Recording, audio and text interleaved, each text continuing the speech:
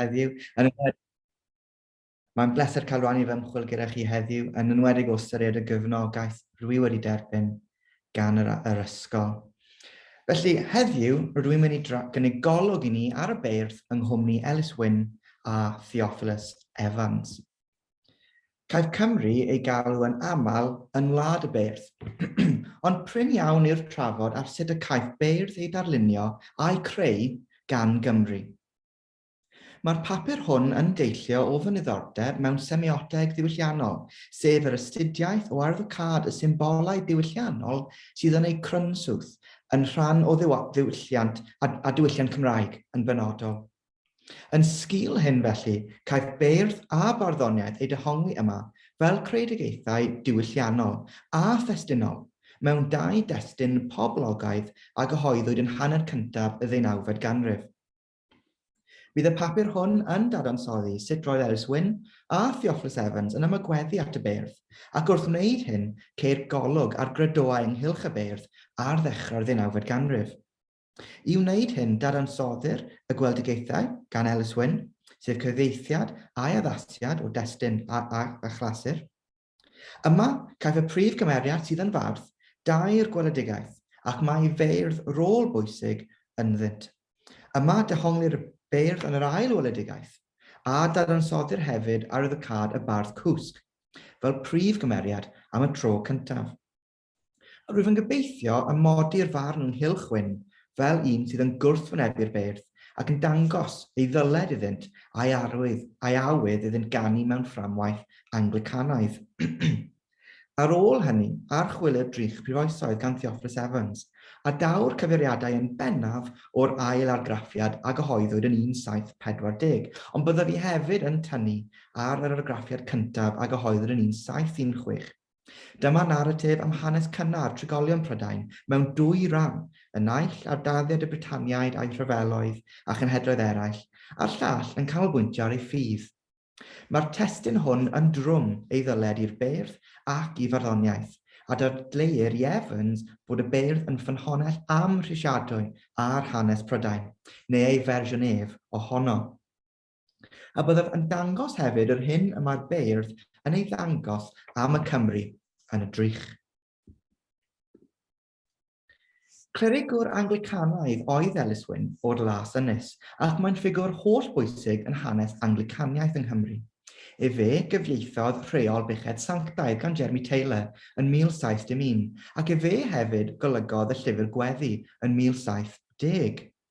Ond fel awdur gweledigaethau'r bardd cwsg y mae ef fwyaf adnabyddus yng Nghymru. Cyhoeddwyd y testun hwn yn 1713, cyn iddo gael ei ordeinio yn ddiacon ac yn offeiriad yn yr eglwys. Ceir yn y testun hwn dair gweledigaeth, y gyntaf o'r byd, yr ail o angau, a'r trydydd o uffern, pob un yn ddarlun gwaith na'r un flaenorol. Yn ôl Gwyn Thomas, sef y prif awdurdod arno, mae'n gampwaith greiddiol. Honiad dadleuol gan gofio am ei ddyled mawr i weledigaethau eraill. Defnyddiodd Wynne gyfieithiadau Saesneg o waith Sbaeneg Don Quevedo Los Sueños a gyfieithwyd i'r Saesneg gan Roger Lestrange a John Stevens. Ond roeddent hwy wedi addasu'r testun a'i lundaineiddio yn ôl Saunders Lewis, a gwnaeth Ellis Wynne yn debyg wrth ei addasu ar gyfer y Cymru. Fel dywed Humphrey Folkes mewn llythyr yn 1712, Mr. Ellis Wynne of Harlech promises us his bards cwsg very shortly, which is in imitation of Don Quevedo. No question, but it will be very acceptable to our countrymen, who have been so long used to hen chwedlau. Tom Brown's letters from ye dead, etc., together with Old Lucian, will give him sufficient hints, and he is resolved to adapt all to the humour of ye Welsh. A bydd y papur hwn yn dehongli presenoldeb y beirdd yn y testun fel ymgais i Gymreigio'r gweledigaethau. Ac mae'r dyfyniad gan Folkes yn ddyrlenol am ddau reswm. Yn gyntaf, am ei fod yn cyfeirio at y ffaith mae cyfieithiad yw'r testun, a'r ffaith fe haddaswyd ar gyfer y Cymru. Un ffordd o gydbwyso natur creadigol y testun a'r ffaith mae cyfieithiad ydyw, yw trwy ddefnyddio'r term cyfieithiad diwylliannol. Mae'r term cyfieithiad diwylliannol neu cultural translation i weld yng ngwaith Peter Burke, sy'n arbenigo ar gyfieithiadau yn y cyfnod modern cynnar. Un o'i ddadleuol yw mae cyfnod o gyfieithiadau oedd y cyfnod hwn yn gyffredinol, ac wrth gwrs mae llawer o destunau Cymraeg yn gyfieithiadau. Mae'r term cyfieithu diwylliannol yn cael ei ddefnyddio i egluro sut y mae cyfieithiadau'n cael ei domestigeiddio, neu ei gosod ynghylch profiad y gynulleidfa darged.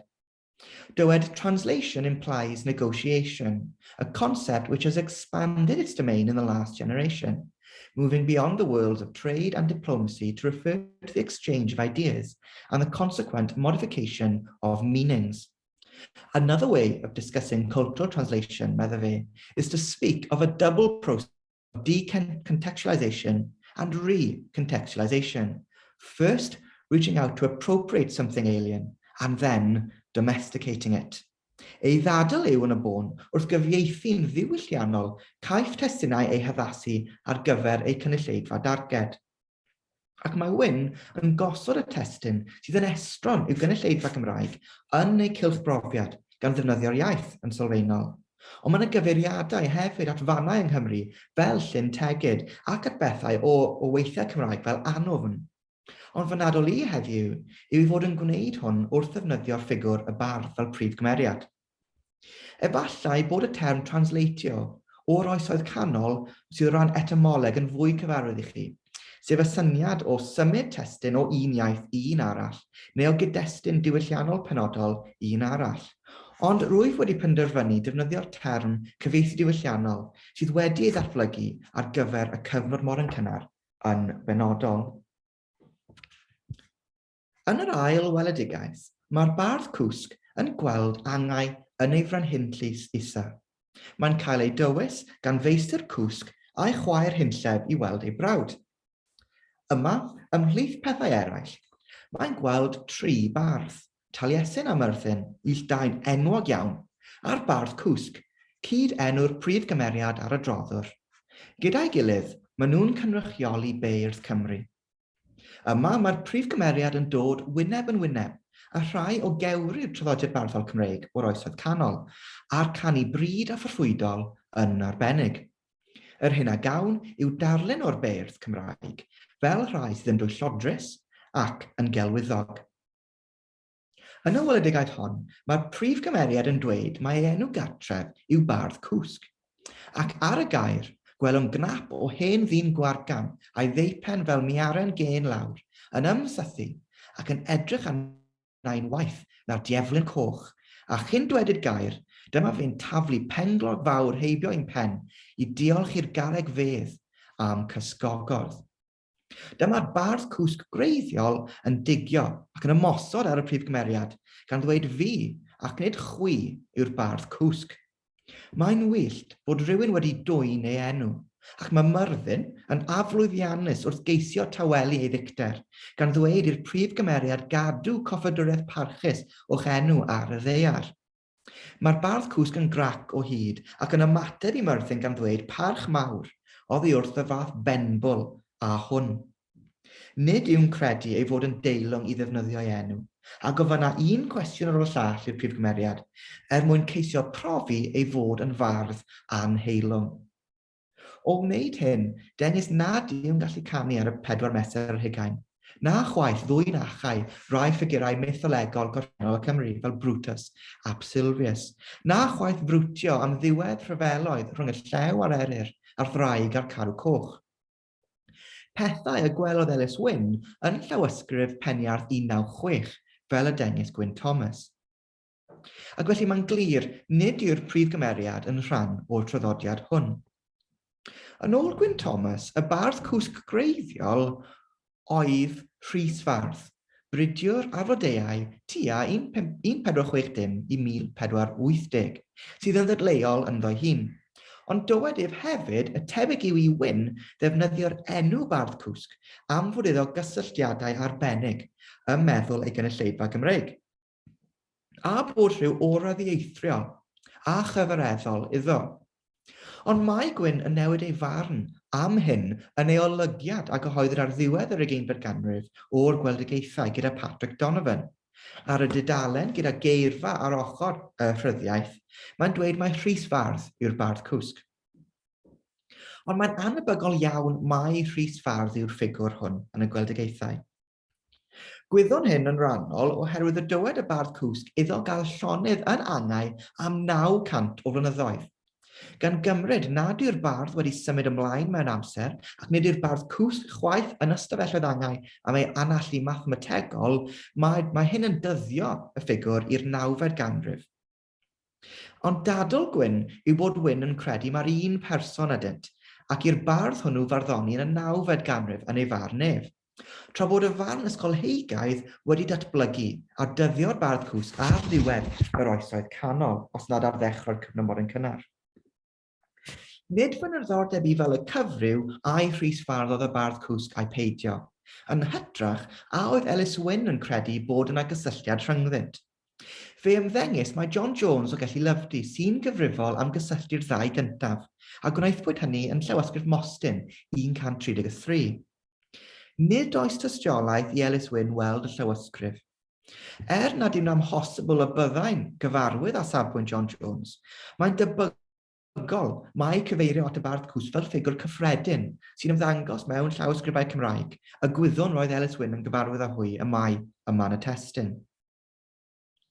Yma yn y llawysgrifau mae'n gyffredin i wahaniaethu rhwng Rhysfardd a'r bardd cwsg. Credir i Ellis Wynne ysgrifennu peniarth 196 a tudalennau ar y sgrin 148 i 82, ymhle y ceir barddoniaeth broffwydol a nifer o gywyddau bryd. Ac yn ei plith mae cerddi gan Rhysfardd a'r bardd cwsg. Roedd Ellis Wynne felly yn gwahaniaethu rhwng y ddau. A hoffwn ddiolch i Gruffydd Antur am rannu gwybodaeth am y llawysgrifau hyn. Ac roedd yn arfer cyffredinol yn i wahaniaethu rhwng y ddau, fel y gwelir mewn llythyr rhwng William Wynne at Evan Evans yn 1755, ac felly roedd yn arfer cyffredin i wahaniaethu rhwng nhw, ac felly mae fe'n fwy tebygol y byddai Ellis Wynne yn gwneud yn yr un modd. Fel y nodais, gwelwn Taliesin a Myrddin hefyd yn y weledigaeth hon. Ac mae Ellis Wynne, a ond dylid nodi mae beirdd Cristnogol oedd y ddau i William Salisbury ac i Richard Davies yn yr 11fed ganrif ar 15. Nid felly y maint i Ellis Wynne.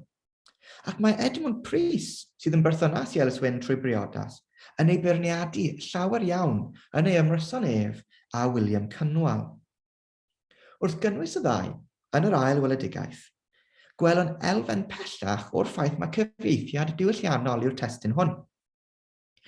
Canis bod Myrddin a Taliesin yn cyfateb yn Gymraeg i'r necromancer a Nostradamus, sydd i'w gweld yn y fersiynau Saesneg a Sbaeneg.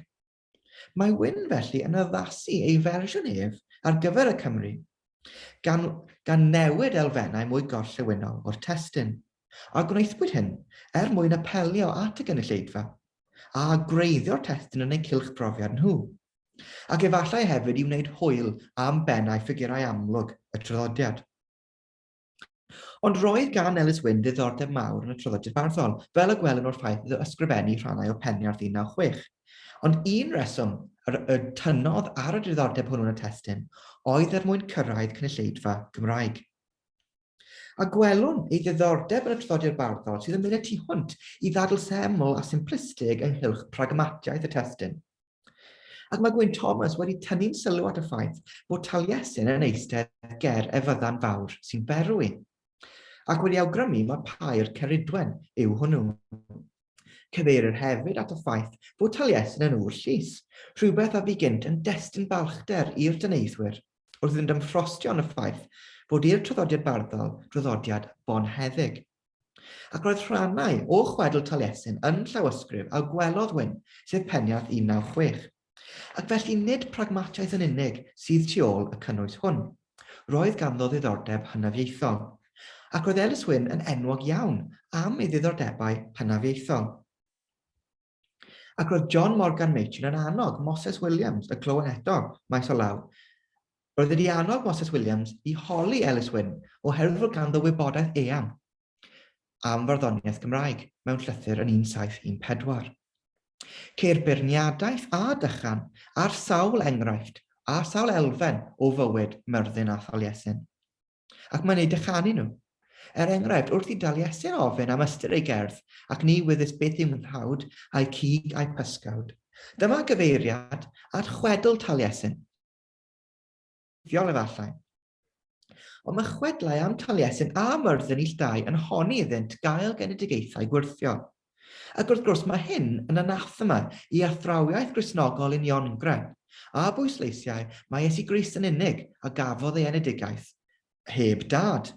A chafwyd y ddadl hon yn yr 11 gan Edmund Pris. Ac wrth osod y ddau felly yn hir angof, gwelwn ffolyneb ymroddi i'r fath chwedlau. Nid yw Ellis Wynne yn manylu ar Myrddin, mae Myrddin wyllt mae'n debyg sydd gennym yma. Nid yw chwaith yn egluro pam y gysodwyd yn ystafelloedd angau.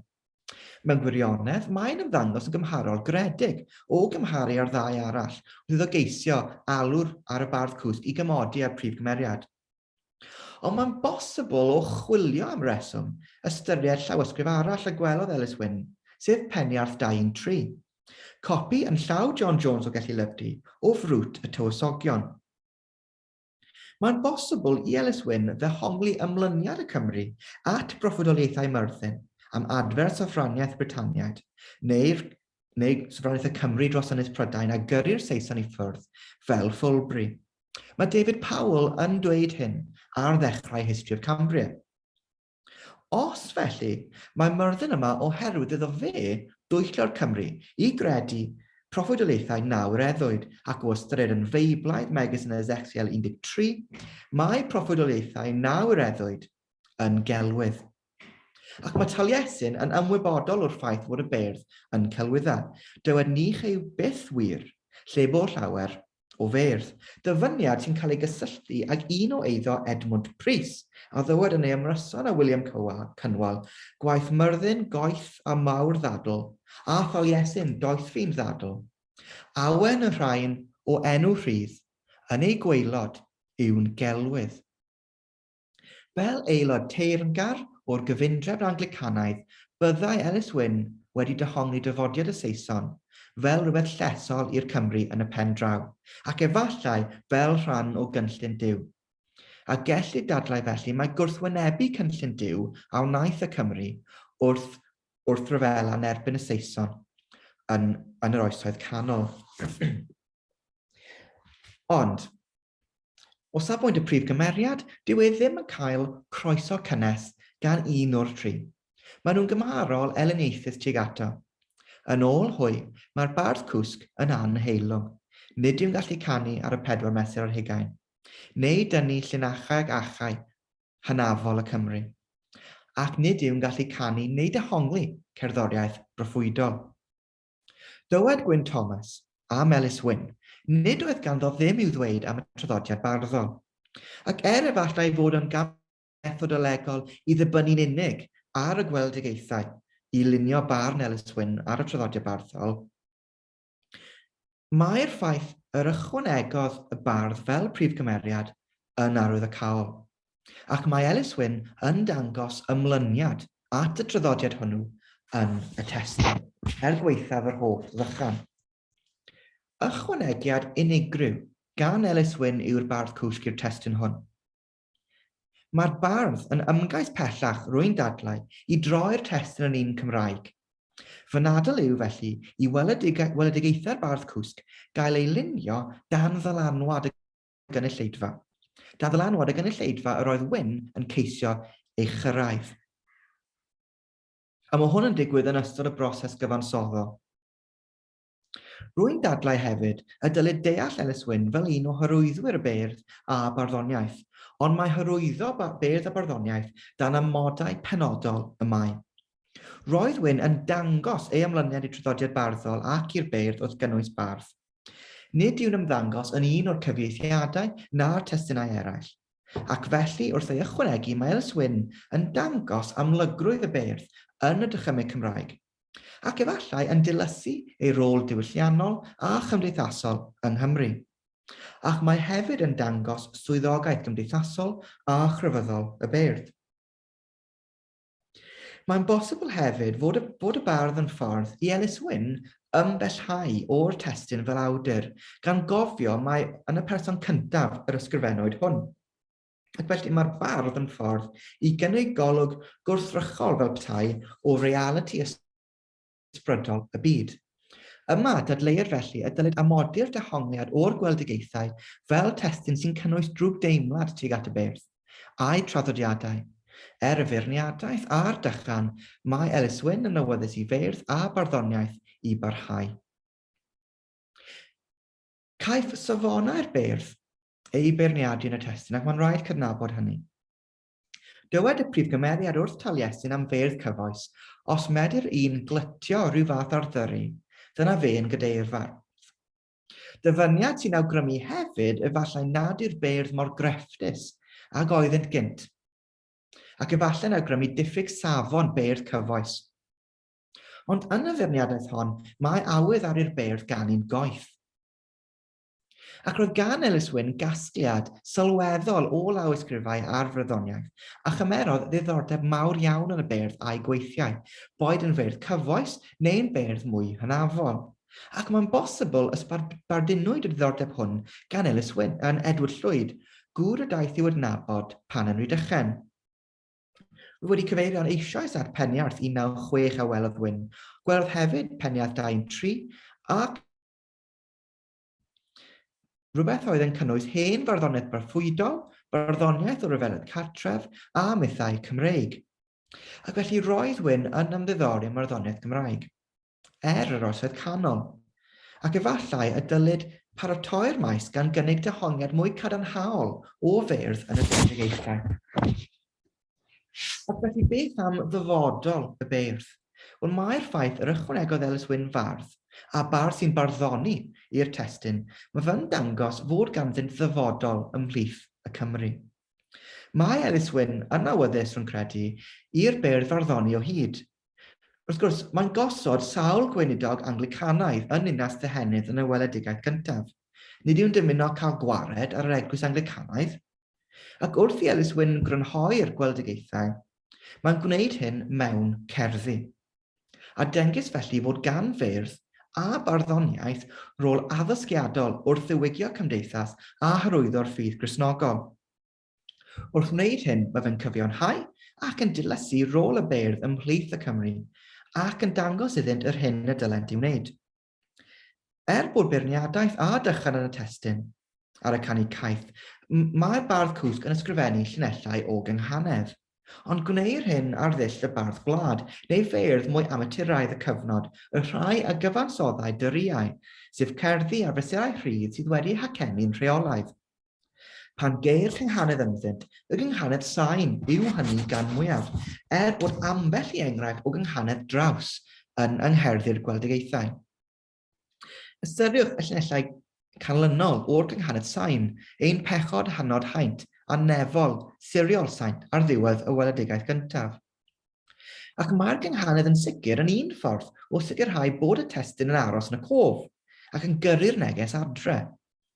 Mae'n anodd gwybod a yw Wynne yn defnyddio'r gynghanedd sain yn fwriadol, neu chwaith mwyn dyrchafu beirdd Anglicanaidd cyfoes yn ymwybodol, sy'n canu fel hyn yng ngharolau a dyrïau diwiol, ac yn y llawysgrifau a welodd. Cysylltiad arall sydd yn ddiddorol ar gweledigaethau yw bod y cerddi hyn ar y lawon sydd yn ymddangos yng ngharolau a dyrïau diwiol. Ac felly mae hwn yn ymgais pellach i wreiddio'r testun yn y Gymru gyfoes. Ac mae'n bosibl dehongli'r cerddi fel rhai sy'n rhoi seil bendith ar farddoniaeth ar y lawon poblogaidd hyn, rhai a geir a ddefnyddir gan Hugh Morris a drafodydd yn ddiweddar mewn seminar gan y Gymru. Wrth fychanu felly, mae Ellis Wynne yn dymuno i ddiwygio cymdeithas, a dymuno ar i'r beirdd yntau ddiwygio i fyw'n ddiwiol ac i fod yn ddiwiol gan annog diwioldeb. Dyla'r beirdd yn syml efelychu'r bardd cwsg ei hun. Dylen nhw ganu'n ddiwiol a byw ddiwiol ac annog pobl i osgoi uffern ac edi fyrhau. Fel y dywed Dafydd Glyn Jones, mae'r testun hwn yn dangos y cred fod Ellis Wynne yn credu fod gan y beirdd gyfrifoldeb cymdeithasol, gan annog y Cymru fod yn ffyddlon i'r eglwys a'r wladwriaeth. Ac mae'r pennill ar y sgrin yn crynhoi beth ddylai'r beirdd wneud, gan alw'r Cymru i wneud hefyd. Dylen nhw gredu ac edifarhau, a buched sanctaidd yn gwellhau. Y rhain yw'r unig help i ddyn, rhag ing a cholyn angau. Pwysleisir felly fod gan beirdd yn etwydd pendant, sef hyrwyddo'r ffydd Gristnogol, a dylen nhw annog yr unigolyn i gredu yn nhw ac i edifarhau am ei bechod. Yr ail destun i'w drafod heddiw yw drych y Prifysgol, a gyhoeddwyd ddwy waith, yn gyntaf yn 1716, a'r bac mewn fersiwn helaethach yn 1740. Roedd hwn yntau yn gyfrol eithriadol o boblogaidd, ac Anglican gwladgarol yw Theophilus Evans, ac mae'n cyflwyno naratif sy'n adrodd hanes rhyfeloedd Britaniaidd a chenhedloedd eraill, a hanes y ffydd Gristnogol yn ei plith. Ac mae'r beirdd rôl bwysig yn y testun. Mae Evans yn dangos ei ddyled i ddisgfarddol trwyddi a'i ymlyniad ac y beirdd gan ddyfynu oddi wrthynt yn helaeth ac yn adlewyrchu safbwynt y beirdd ar orffennol y Cymru. Safbwynt yr argraffiadau nid oes newidiadau sylweddol. Weithiau ceir bardd newydd yn yr ail argraffiad fel y Neirin Gwawdrydd, ond yn yr ail argraffiad mae'n tynnu cerdd gan Bleddyn Fardd cyn y sôn am gerdd gan Gruffydd Abertawe Coch. Yn 1716, ceir mwy o benillion sydd wedi eu cyfansoddi gan Theophilus Evans ei hun, sydd yn crynhoi neges adrannau blaenorol, enghraifft wrth drafod heresiau Arius a Pelagius, ond mae'n gwneud hyn hefyd wrth drafod Camden sydd yn ymddangos yn y ddau destun. Ac mae'n werth cofio nad yw arminiaeth gyfystyr â Pelagiaeth. Roedd Evans ac Ellis Wynne yn arminiaid rhonc, ond yn cefnogi athrawiaeth pechod greiddiol, ond yn gwneud hynny mewn fframwaith arminaeth. Fel yn y gweledigaethau felly, caiff barddoniaeth ei ddefnyddio i grynhoi ac i fynegu prif negeseuon adran benodol ac i gymhwyso'r testun neu'r adran i'r gynulleidfa. Ac mae'r pennill ar y sgrin yn ymddangos ar ôl trafod Pelagius. Cawn y llinellau caeth canlynol gan Theophilus Evans, pan welais i dimp iawnlwys don, pwn o sothach pen sythion, ei araith loiwaith i lan, ni fawryg a fi Morgan oedd enw Cymraeg am Pelagius. Cans beth a dal gofalu am ddawn anian golfan gi, ffydd, hylwydd heilyn, ynys gwyw iôn, Iesu gwyn. Mae ymgais fwriadol yma i ddefnyddio'r gynghanedd, a ceir llinellau gynghanedd traws, gynghanedd sain a gynghanedd lusg. Dywed yn syml doniau Pelagius. Ni ddylid ei ganmol oherwydd nid yw dawn werth dim heb union grededd. Ac mae Evans yn awyddus i bwysleisio'r Cymru yma. Beryglon heresiau a sut nad yw'r eglwys Anglicanaidd na fe ei hun yn goddef Pelagiaeth nac ariaeth mewn cerdd llinellau eraill. Ac mae'r cerddi hyn yn ymddangos fel rhyw fath o doriad yn y naratif hefyd. Ar y sgrin hwn, ceir rhestr o'r beirdd y mae Evans yn dyfynnu yn yr ail argraffiad ac maen nhw'n ymddangos ar y sgrin yn y drefn. Maen nhw'n ymddangos fel Taliesin yn gyntaf, wedyn Ie'n Deilwyn ac yn y blaen. Dwi yn gobeithio nad ydw wedi colli cyfeiriad ac mae'r adran hon yn arbennig o'r papur yn fwy o egin syniad. Felly dwi'n edrych ymlaen at gael adborth ac yn gofyn i chi gynnig eich sylwadau.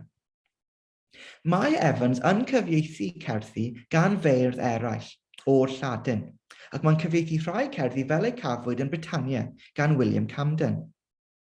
Ond yn ôl Evans, mae'r beirdd Cymraeg hyn yn rhychwantu o'r 6ed ganrif hyd at yr ail ganrif ar 15.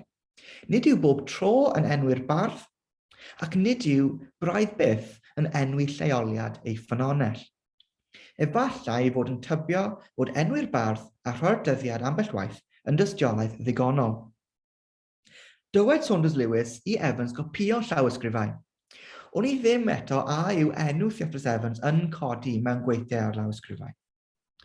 Ond gwnaeth Ellis Evans hefyd gyfeirio at y ffaith roedd nifer o lawysgrifau'n agos ato a gweithio'r hen beirdd ynddynt, ac oedd e'n gallu ei trafod gydag unigolion llengar o gyfelu bryd. Dywed Garfield Hughes mae yn y cylch o lenorion yn Nyffryn Teifi y daeth Theophilus Evans i ddarllen gwaith y beirdd. Ac roedd yn twy gyd yn ymhyfrydu yn y traddodiad barddol, a dywed Gerrit Jenkins yn ymhyfrydu yn y ffaith fod ganddynt etifeddiaeth ddiwylliannol o digog yn ymestyn yn ôl i ddyddiau'r penceirthiaid. A gwelwn ymffros Theophilus Evans yn hyn, wrth iddo ddyfynnu'n gyson o waith y beirdd. Ymhlith casgliadau ei gyfeillion, roedd copïau o waith Dafydd ap Gwilym, gan bobl Iago ap Dewi a Samuel a'i fab Moses Williams. A dywed Geraint Jenkins yn y cylch hwn iddo weld y casgliad godidocaf o lyfrau a llawysgrifau a welsau erioed. Yn wir, gallai fod wedi gweld llawysgrifau Llansteffan 1:154 a gasglwyd gan Samuel Williams a Moses Williams. Hoffwn i gweld y posibilwydd iddo weld y cerddi hyn mewn llawysgrifau. Enghraifft, fel copi Moses Williams o lyfr yn Eirin yn Llansteffan 32 a wneith bwyd yn 1728. A diddorol i'w nodi yn y cyd-destun hwn nad oes cyfeiriad at yn Eirin yn yr argraffiad 1716. Ond hefyd, yn Llansteffan 33, ceir copi ganddo o gan Moses Williams o'r farddoniaeth y geir yn Llyfr Coch Herges. Ond y cyfeiriadau hyn at ddibyniaeth a posibilrwydd y byddai Theophilus Evans wedi troi at y llawysgrifau hyn, nid oes yna unrhyw beth concret, does neb wedi dweud y llawsgrif hwn neu'r llawsgrif hwn. A dyna fydd fy nhasg nesaf i ar drywydd y gwaith hwn, wrth i fi ddatblygu fy nadl, ac mae'n bosibl bydd yr hyn a ganlyn yn newid. Felly ni weddys gydag unrhyw sicrwydd o ble y cafodd Theophilus Evans ei ddyfyniadau barddol. Mae'n bosibl mae o gyfuniad o destunau print a llawysgrifol y deithant. Rwy'n ochri ar hyn o bryd tuag at destunau printiedig a chredu i Theophilus Evans weld y cerddi mewn gweithiau argraffwyd a gosod yn ei destun yn bennaf oherwydd bod yn ymddangos mewn destunau print. Roedd Evans wedi benthyg cyfeiriadau fel hyn a mae'n gwneud hyn trwy'r drych. Enghraifft, wrth gyfeirio at Gerallt Gymro, mae'n tynnu ar ddyfyniad gan James Usher yn ôl y troed nodyn, ond mae gen i amheuon erbyn hyn a oedd actually wedi darllen James Usher neu destunau eiloedd fel gan William Lloyd Esgob Llanelwy. Roedd benthyg cyfeiriadau yn gyffredin ar y pryd ac oedd yn ffordd o awgrymu ac i ddangos bod y testun yn fwy dysgedig nag yr oedd. Byddai Theophilus Evans wedi gweld ambell i gyfeiriad, os nad pob un, mewn testunau print yn arbennig gramadeg a geiriadur Dr John Davies Mallwyd. Ac mae'n gyfatebiaeth gref rhwng nifer o'r beirdd sy'n ymddangos. Roedd Theophilus Evans yn gyfarwydd iawn â geiriadur John Davies ac mae'n dyfynnu ac yn gyfeirio ato fe. Ac wrth gwrs, roedd Theophilus Evans hefyd yn gyfieithydd. Mae'n werth nodi hefyd roedd copi o lawysgrif Dr Davies sef Llansteffan 30 gan Moses Williams, ac mae rhai o'r beirdd a ddyfynwyd ac ddim yn gwybod ar cerddi sy'n ymddangos yn y drych ydynt yn y llawysgrif hwnnw, ac efallai bod gwahaniaethu rhwng dyled Evans i waith printiedig Davies a'i waith llawysgrifol yn ddiwerth. Ond dyna fydd fy nhasg nesaf. Mae llawer o'r cerddi hyn yn ymddangos yng ngeiriadur Thomas Richards hefyd, a gyfieithodd eiriadur John Davies ac ychwanegodd geirfa a welodd gan Edward Llwyd, a'i gyhoeddi yn 1753 ac eto yn 1759. Wrth gwrs, ni fyddai Theophilus Evans wedi tynnu ar y testun hwn, ond mae'r ffaith bod yn ymddangos mewn testunau cyfoes yn awgrymu bod yn fath o gynfensiwn geiriadurol i ddyfynnu atyn nhw. Rwy'n hyderus y cafodd Theophilus Evans ei ddyfyniadau o Lywarch Hen ynghylch Porth Geraint o Edward Llwyd, nad i'w nodi hynny yn yr ail argraffiad. Yn 1716, ceir cyfeiriad at archeologia Britannica Llwyd, ac mae'r dyfyniad am Arthur sy'n ymddangos ar dudalen 259 yn y testun hwnnw gan Edward Llwyd, ac mae'r dyfyniad arall gan Lywarch Hen gan Theophilus Evans yn yr un adran o destun Llwyd. Mae pob un o'r dyfyniadau sydd ar y sleid o draddodiad canonaidd, os liciwch chi, y traddodiad caeth.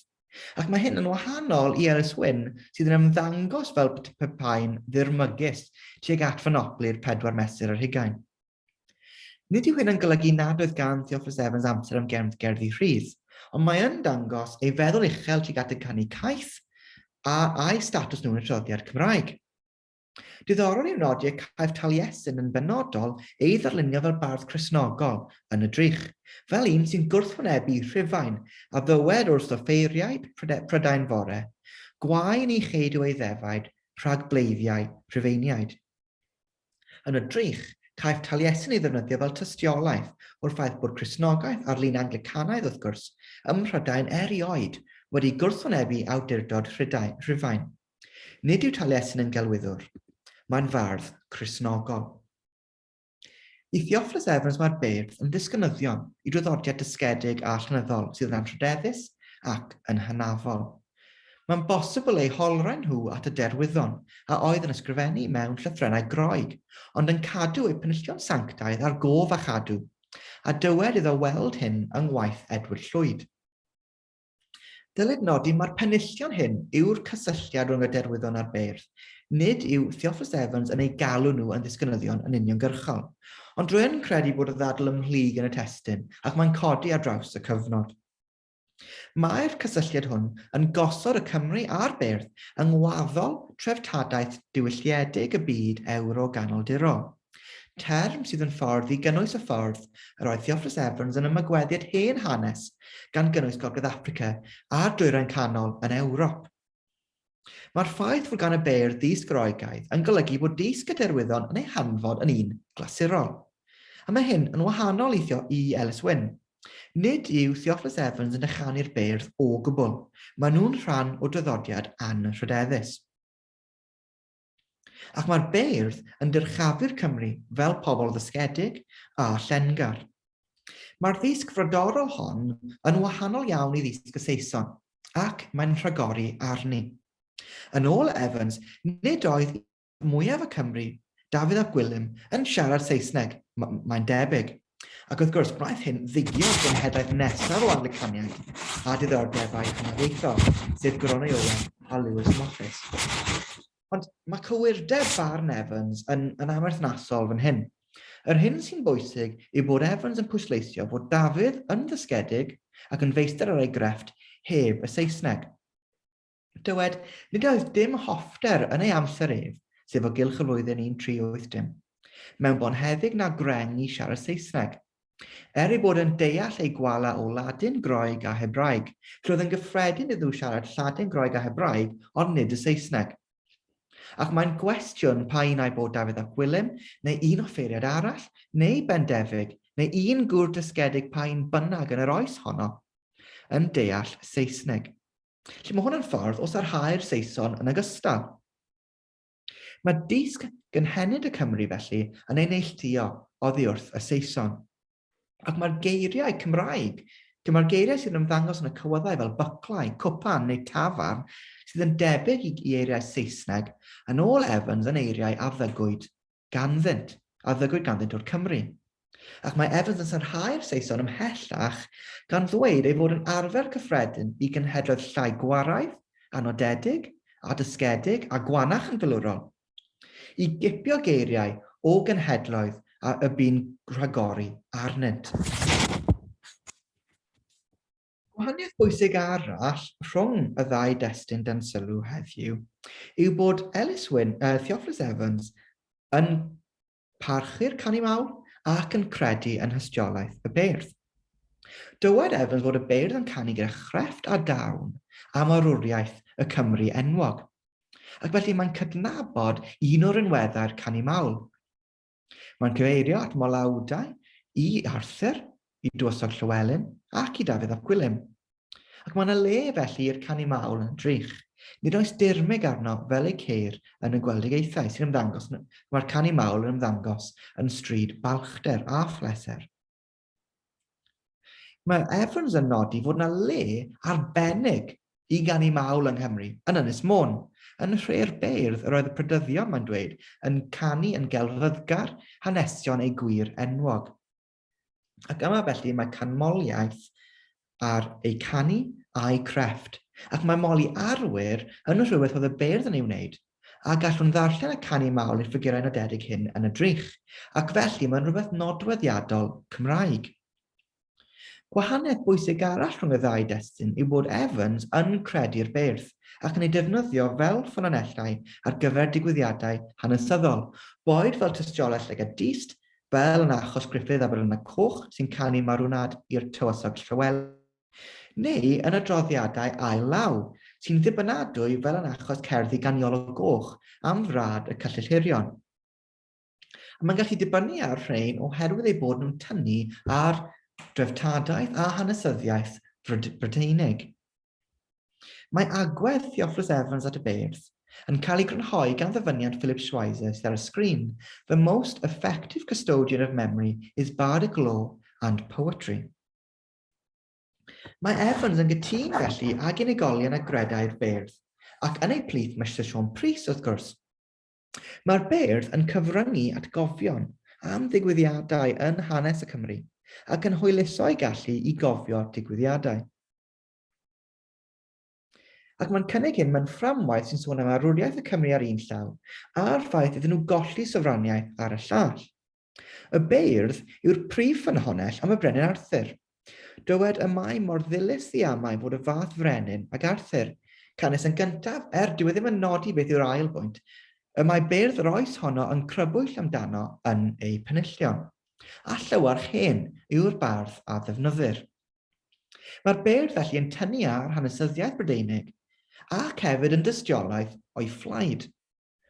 Ac mae Theophilus Evans yn ymagweddu at y beirdd fel y gwnaeth Sir Siôn Prys, fel amddiffyniad ac fel ffynonellau o blaid gorffennol y Cymru.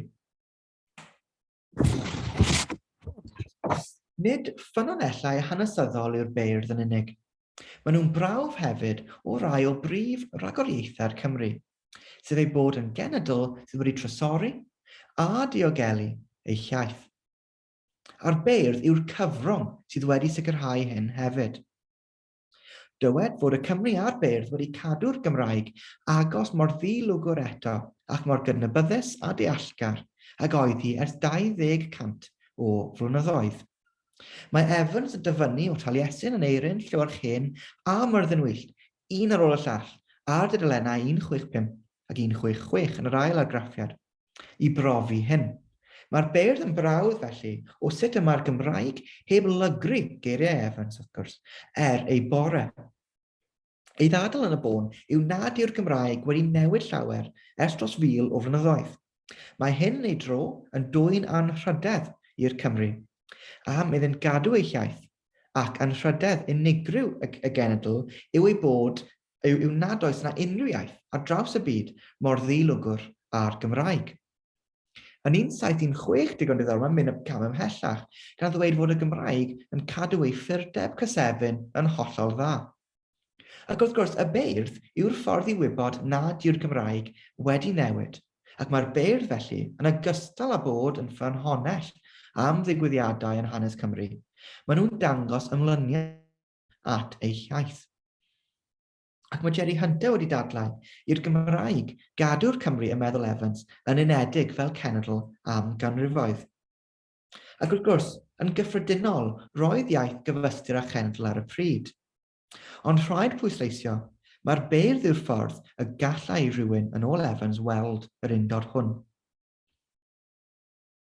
Ac felly mae'r beirdd yn dangos fod y Cymru yn genedl, yr un genedl yw'r Cymru, ac oeddynt dros 1000 o flynyddoedd yn ôl.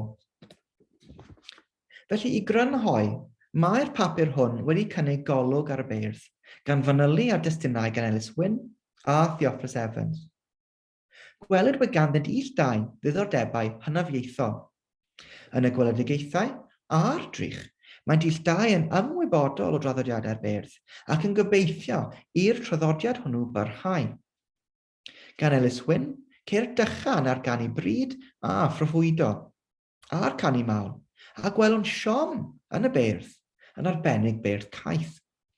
Iddo, maen nhw'n gelwyddwyr ac yn dwyllodrus, ac oherwydd hyn, mae prif gynrychiolwyr a'r goll yn llys angau, yn hir angof. Wedi dweud hyn, rydw i wedi annog gwerthfawrogiad o'r gweledigaethau fel testyn sydd hefyd yn dangos rhyw fath o wedymygaeth tuag at y beirdd ac awydd i'r beirdd barhau yn amlwg yn y diwylliant Cymraeg. A gwnaeth bod hyn wrth fanylu ar y bardd fel prif gymeriad. Bardd sy'n cynganeddu ac yn barddoni.